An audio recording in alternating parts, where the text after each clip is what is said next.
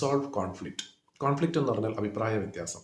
നമ്മുടെ ഒരു ടീമിൽ വ്യത്യസ്തമായിട്ടുള്ള ആളുകളുണ്ടെങ്കിൽ തീർച്ചയായിട്ടും വ്യത്യസ്തമായ അഭിപ്രായങ്ങളുണ്ടാകാം. ആ അഭിപ്രായ വ്യത്യാസങ്ങൾ കാരണം ഒരുപക്ഷെ ആ ടീമിനെ ഒരു പ്രശ്നത്തിലേക്കാണ് നയിക്കുന്നതെങ്കിൽ തീർച്ചയായിട്ടും അതിനെ റിസോൾവ് ചെയ്യാനായിട്ട് നമ്മൾ അറിഞ്ഞിരിക്കുന്ന 2-3 പോയിന്റ്സ് ആണ് ഇവിടെ പറയാൻ ഉദ്ദേശിക്കുന്നത്.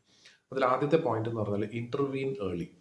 ഒരു പ്രശ്നം രൂക്ഷമാവുന്നതിന് മുമ്പ് അതിനെ ആദ്യമേ തന്നെ മനസ്സിലാക്കി അതിൽ ഇടപെടുക എന്നുള്ളത് വളരെ പ്രധാനപ്പെട്ട ഒരു കാര്യമാണ്. രണ്ടാമത്തെ ഒരു പോയിന്റ് പറയുന്നതെന്ന് വെച്ചാൽ ഫോക്കസ് ഓൺ ടീം നോംസ്. അതായത് നമ്മുടെ ടീമിലുള്ള അംഗങ്ങൾ അഭിപ്രായ വ്യത്യാസങ്ങൾ ഉണ്ടെങ്കിലും അവർക്ക് ഒന്നിച്ച് ഇരുന്ന് ചർച്ച ചെയ്ത് അഗ്രി ചെയ്യാൻ പറ്റുന്ന ഒരു എന്താ പറയുന്നത് എന്തെങ്കിലും ഒരു കോമൺ ആയിട്ടുള്ള പോയിന്റ്സ് ഉണ്ടെങ്കിൽ അത് കണ്ടെത്തി ഒരു ഒത്തുതീർപ്പാക്കാനായിട്ട് ശ്രമിക്കുക. പിന്നെ മൂന്നാമത്തെ ഒരു പോയിന്റ് എന്ന് വെച്ചാൽ ക്രിയേറ്റ് ഷെയർഡ് അഗ്രിമെന്റ്.